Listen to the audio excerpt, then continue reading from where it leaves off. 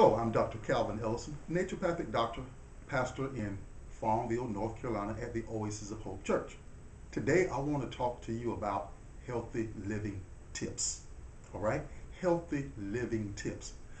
See, I've come to find out, and you know this as well, that your number one wealth is your health. Let me say that again. What a powerful statement.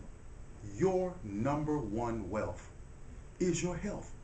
If I'm not healthy, hardly anything else in life matters. If I'm being threatened with a life-threatening illness and so forth, I love my wife, I love my church, I love people, but at that moment, nothing else is more important than my health. So, healthy living tips, they're very, very important for us to be able to grasp and understand. That's the first one that I want to give to you, that your number one wealth is your health. Some years ago, I read a statement by a person by the name of Virginia Woolf, and she said, you cannot think well, love well, or sleep well until you have dined well. Let me say that again. You can't think well, love well, or sleep well until you have dined or eaten well. So one of the keys to healthy living, or what I'd like to say is a major health tip, is what do you eat? What are you putting in your body? I like to ask food items that I put in my body. I like to ask them a question. What are you going to do when you come in my body? What are you going to do for me? Because I'm not going to let you in the house of my body if you can't explain to me what are you going to do. So what is that apple going to do? What is that bag of chips going to do? Are they going to make me healthier, more vibrant, or are they going to make me sleepy, take away my energy? You and I need to think about this when it comes down to what Virginia Woolf said. When it comes down to dining well, we need to consider and ask that food item the question, what are you going to do? Because I'm convinced when we look at the statistics of what's happening in America and around the world, health-wise, oftentimes we find we are not eating well. If that was the case, why do we have so much diabetes, heart problems, obesity, and so forth in our country and around the world? But that's okay.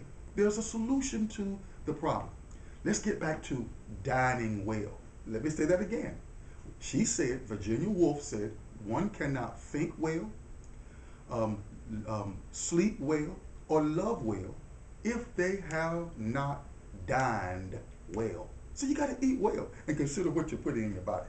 Another healthy living tip to consider is that good health is a matter of good stewardship. Good stewardship. How are you managing the one life, the one body that God Almighty has given you? You know, oftentimes we take care of our houses better than what we take care of our bodies.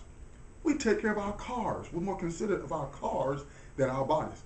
You know how we guys are in particular. We'll go to a supermarket or some place and park our car away from all the other cars or turn it sideways and so forth because we don't want anybody to damage our piece of merchandise that we're paying 20 or 30 or 40 or however many thousands of dollars you're paying for it.